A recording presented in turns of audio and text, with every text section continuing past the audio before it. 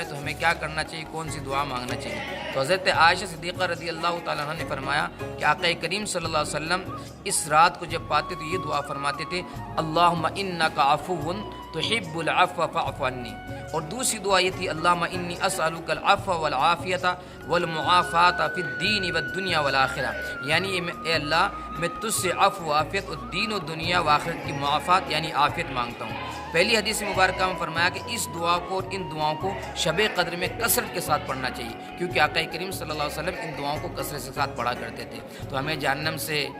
پناہ مانگنا چاہیے آخری عشاء کے اندر، اور اللہ کی خوب عبادت کرنا چاہیے۔ جاگنے کا مطلب ہی نہیں کہ ہم گھروں کے اندر عورتیں بیٹھی ہیں تو پاپڑ تل رہی ہیں، پکوڑے بنا رہی، اس کا جاگنے کا مقصد ہے کھا لیا پی لیا، یا مرد حضرات باہر نکل گئے، چوراہوں پہ بیٹھ گئے، ہوٹلوں میں بیٹھ گئے اور فجر جا کے پڑھ لی اور گپیں ہانک رہے ہیں، اس رات کی بھی حرمتیں کر رہے ہیں۔ جاگنے کا مقصد یہ بندہ جس حال میں بھی ہو، کھڑا ہو، بیٹھا ہو یا لیٹا ہو، ہر حال میں اللہ کا ذکر کرے، اور جو بھی شب قدر میں اللہ کا ذکر کرے گا اور عبادت میں اس رات کو گزارے گا تو اللہ کے فرشتے اور جبریل علیہ السلام اس سے مصافحہ کرتے ہیں آ کر کے۔ یہ شب قدر کی قدر کے تعلق سے اللہ کریم نے قرآن مقدس میں فرمایا، اور احادیث کریمہ میں اس کے بے شمار فضائل ہے۔ اللہ تعالی ہم سب کو جو شب قدر آج بھی ہے اور آنے والی جو اور طاقتیں ہیں ان کی قدر کرنے کی توفیق عطا فرمائے، اور اللہ تعالی ہمیں ساری بھلائیاں عطا فرمائے۔ اللہ کریم ہم سب کے روزہ و نماز و تراویح کو قبول فرمائے۔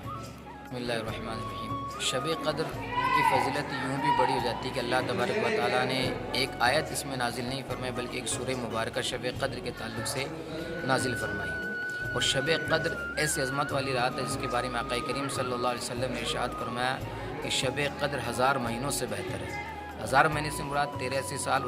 کچھ مہینے ہوتے ہیں۔ صحابہ کرام کو جب پتہ چلا پچھلی امتوں کی عمریں زیادہ ہیں اور وہ عبادت زیادہ کرتے تھے تو آقا کریم علیہ السلام نے ان کو بتایا کہ ان کی عمریں زیادہ، تو ان کے دل پہ بڑی تکلیف دہ گزری چیزیں،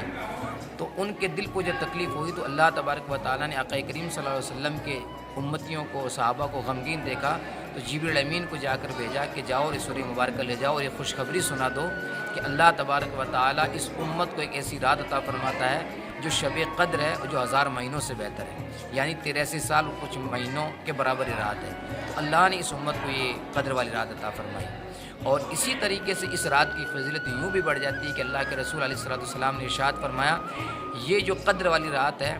یہ ایک ہی 27ویں شب قدر نہیں ہے بلکہ ان کو طاق راتوں میں آخری عشرے میں تلاش کرو۔ نمبر 1 23ویں شب ہے، 21ویں شب ہے، نمبر 2 23ویں شب ہے، اس کے بعد 25ویں شب ہے، اس کے بعد 27ویں شب ہے، اس کے بعد 29ویں شب ہے۔ یہ 5 راتیں طاق راتیں جن کو شب قدر کہا گیا۔ حضور نے اس کی تاکید بھی فرمائی ہے کہ اس میں جا کر عبادت کریں، اللہ کو راضی کریں، اور آخری رات جو آتی ہے شب قدر کے بعد 29ویں کے بعد وہ بھی بڑی عظمت والی رات ہے، انشاءاللہ اس کے بارے میں کوئی بتائیں گے۔ اس رات کے بارے میں آقا کریم علیہ السلام نے یہ فرمایا جو انسان شب قدر میں جا کر عبادت نہیں کرتا ہے وہ تمام بھلائیوں سے، تمام خیر سے اس کو محروم کر دیا جاتا ہے۔ اس کی مثال یوں سمجھے کہ اللہ کریم نے اس قدر والی رات کو ہمیں عطا فرمایا، اور اس کی اگر امت قدر نہیں کرے گی تو اللہ تبارک و تعالیٰ اس کو تمام بھلائیوں سے محروم فرما دے گا۔ فار ایگزامپل، بلا تشبیہ و تمثیل، کوئی انسان ہمیں اچھا گفٹ دے، اعلیٰ قسم کا گفٹ دے، ہم اس کی قدر نہیں کر کے کچرے کے ڈبے میں ڈال دیں تو آپ خود سوچیں کہ وہ گفٹ دینے والا بندہ کہ ہم سے محبت کرے گا یا ہماری تعریف کرے گا یا ہمیں گلے لگائے گا؟ وہ آئندہ آپ کا چہرہ بھی دیکھنا گوارا نہیں کرے گا۔ بلا تشبیہ و تمثیل، 1000 بلا تشبیہ و تمثیل، جب بندہ شب قدر کی قدر نہیں کرے گا اللہ تعالیٰ اس کو تمام بھلائیوں سے محروم فرما کر کے جہنم میں اس کا ٹھکانہ بنا دے گا۔ یہ حدیث مبارکہ ابن ماجہ شریف کے آقا کریم علیہ السلام نے اس کے بارے میں ارشاد فرمایا۔